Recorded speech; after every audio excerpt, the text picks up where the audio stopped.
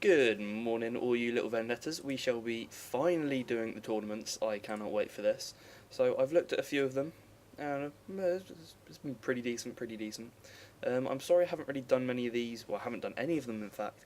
I was promising to upload them all for Wednesday, but unfortunately, um, Christmas Day I had a shit ton to do. Wednesday I had another shit ton to do, and I watched The Hobbit yesterday, so it's been pretty decent, but unfortunately I've been trying to configure the new sound card. It's good, it is good, but the microphone they gave me is shit. And just putting it out there, it is not good at all. It's one of those cheap free ones they give you. So I've just resorted back to the old classic microphone, the Logitech, which, to be honest, with Sony Vegas, my voice is actually really loud and clear as well. So I decided to go back to this microphone because honestly the Sound Blaster crystal clear whatever microphone is, yeah, it's not good. It's not good. So anyway, back to the tournament. I'd like to say thank you to everyone who participated in the tournament. I thought it was going to crash completely because whenever I tried to do 3v3s, like, it just all falls falls apart.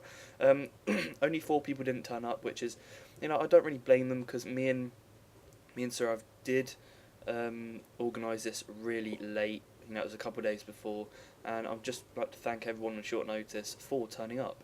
So, the battles were conducted in a very structured way. We had classic battles. Now, the reason we chose classic battles is because everyone's going to be at different stages in the game. So, I'm a silver 9. Samurai97, my friend over here, he's bronze 10. Did I say I was silver 9? I'm bronze 9, aren't I? I can't even remember. Anyway, I'm bronze 9, he's bronze 10. Sarav's like silver 10. No, not silver 10, he's like silver 7 probably by now, knowing him. And then we've got a few other people who have just started the game and they're just into bronze, 4 or 5. So, classic battles for the win because they're nice and even, and, it's just a lot fairer this way, it's a lot more equal. And stage 1 was a 10,000 Koku Fun match. Quarter-final and semi-final were 14,000, and then the final was a massive 20,000 Koku match. So let's get kicking in with the battle. So I've got Yari Shigaru, I've got 4 of those guys, so I've then got 3 vetted up Nodachi, because I put these guys up to 5 Chevron because the Date clan are going to be Nodachi specialist. You'd be a bit of a fool not to use a specialism in your army, and so I went for some pretty bitchin' Nodachi. I then got 3 Yari Cav because I wanted that cavalry dominance on the field, take any of his cavalry out, and then I can do hammer and anvils. I've then also got 2 annoying bow cav. Now, bow cav are such a beautiful unit. These are probably my favourite not my bow units, my favourite cavalry units, purely because they're so versatile. They can shoot, they can kite, they can piss people off, and they can also pop themselves into melee, take their swords out, and give the enemy a good dicking. So that's why I love bow cav. Let's play it up a little bit, just so he can get his whole army. Okay, there we go. He has also got 2 Yari cav, I think, hidden in the back here, but he has got... Oh, this is so hard to look at. We'll quickly fast forward it. Oh shit, he's actually got a lot more than I thought. So, he is fielding some Matchlock Samurai. These guys are pretty beast. I haven't been using Matchlock in many of my battles, but I'm gonna have to go back to it. He's got some Yari Shigaru. I think he's got 3 or 4 of those guys. He's got 3 of them. Yeah. He's then got 4 Katana Samurai, and then he's got 1 Nodachi, so that's a very, very potent sword component.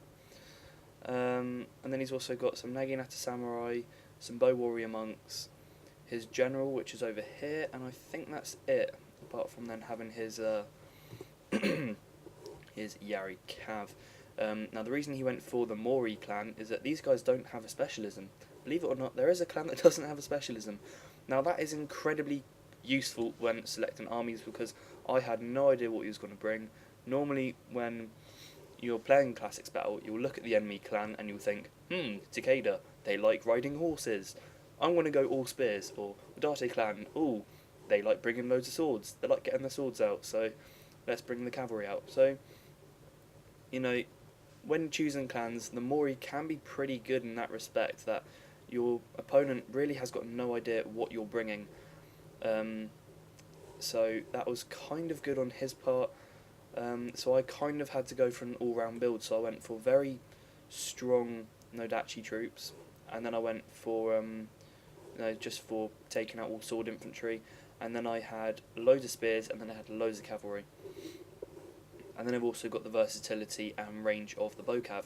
So to kick the battle off, I went up, I shot him a bit. I was talking to Samurai97 over Skype. At this point, he's one of my German buddies now, and you would have seen the 3 battles I posted over this week. So I was talking to him over Skype. He has got good English, actually. I'm really surprised at all you German people. You have got impeccable English. And at the moment, I'm trying to draw him in. He doesn't know I've got this Yarikav at the moment, so he's kind of walking into a bit of a trap. I keep on poking at him with these guys. He makes a good move by heading into the forest, because shooting arrows into a forest does protect your units. And he also puts them in loose formation. Thank God somebody puts their units in loose formation. But he breaks his army up, his cavalry up. I spring the trap, and in Skype I get, "Oh no!" and I'm like, "Yeah, bitch." Anyway, so he just manages to catch my bowcav. He takes 2 of them out, 2 or 3. But unfortunately, I basically surround him with cavalry, and I wipe his cav out completely.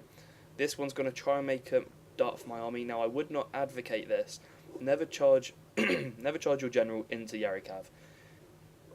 Yari cavalry are the anti-cav unit for cavalry, basically. They have that. I mean, if you look at where are they?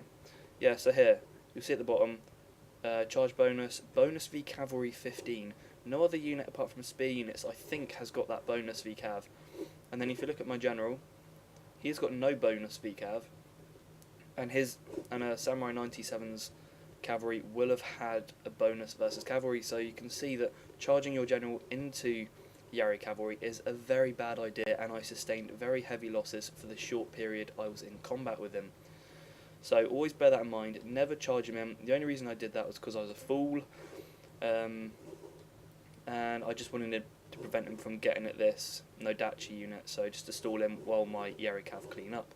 So I'm going to sit my cavalry on his flank, ready for him to just kind of get all worried and scared into new box.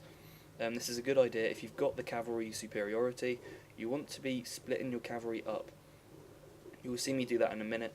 You want to kind of break up their focus from one point. So I don't know, if I had all my cavalry on this flank, for example, all he has to do is focus forward. However, if I take my cavalry up and I place 1 cavalry here, I place 1 cavalry here. Actually, just give me a second. Just give me 1 second. And good. I just wanted to check to make sure that my mouse was being showed in fraps, because I remember taking it off. Anyway, so you can put a cavalry unit here, and another cavalry unit here, as well as your main army over here. Now what that does is that it splits their forces, and it splits their attention as well. They have to dedicate forces to each side of their army, rather than purely focusing on the front and wrapping around you. It's especially a good tactic if you, if your opponent's army is much larger than yours. It can be a very good idea to split their army up, rather than just charging all out at your front and then surrounding you. So I do try to bring my men up to try and take out his matchlocks. They're dealing quite a bit of pain to me. I retreated my Nodachi and the rest of my army into this forest, letting the Yariashigaru take all the hits. Now I'm gonna get annoyed, and I'm gonna start charging at his matchlocks, and cinematic potential. So I've now, as you can see, I've split my forces up. These guys will be able to come around the side. I've charged my Yariashigaru in first to try and stop these guys from firing their matchlocks, and then behind them will be my Nodachi. These guys are looking pretty beast. So I'm going to continue to pepper away at him with my cavalry, and he has noob boxed himself. This is what I'm talking about. He's now had to dedicate units all the way around his army, and my cavalry are just going to be here taking the Mickey, and I think that's kind of it. So all the units are now charging in. I'll charge my Date, Mr. General in a second, pop him in stand and fight. These two Ashigaru are going to have a crap on crap battle. And there's not really too much to say at this point of the battle. It's kind of now turning out into a meat grinding match. He has dedicated an awful lot of troops to his back line, which isn't really desirable. And you'll see me now, yep, I will now get a charge off. I'll swing them around here so they don't get caught by the sword units, and I will charge them into these Katana Samurai here. And this is now where I pull up Masamune. Date Masamune. Look at that hench moon on his helmet. That is possibly the coolest helmet on a samurai in this game. So, at this point, if I were Samurai97, what I would be doing is getting my bow monks and just targeting my general, if I'm honest, because if this guy breaks, the whole army will pretty much break in the wake. And at the moment, I'm trying to look for a good opportunity to strike with my cavalry. But the issue with striking with the cavalry is that he has got these Yari units on the back foot, which means I can't really do anything at his sword units. What I would say though, however, because he really could be dedicating a lot more troops to the front line, because that was his main strength in this game. It's going to be his... what's it going to be? Yeah, it's just his numbers, really. So, really, he needs to be outflanking me, getting at my rear, to completely close off my smaller army. And I do finally see that he's broken, so I charge in cavalry. And these guys, I think, are going to charge into the back of these Yari Ashigaru, because as soon as spear units have their back turned, this is what you do. You charge them in, and then you should be charging them back out. I don't know quite why I left them in. I think I just forgot. It's a bit of a micro error. So at the moment, he's broken through the front, and he's going to attack my general. Oh no! I did not want this happening.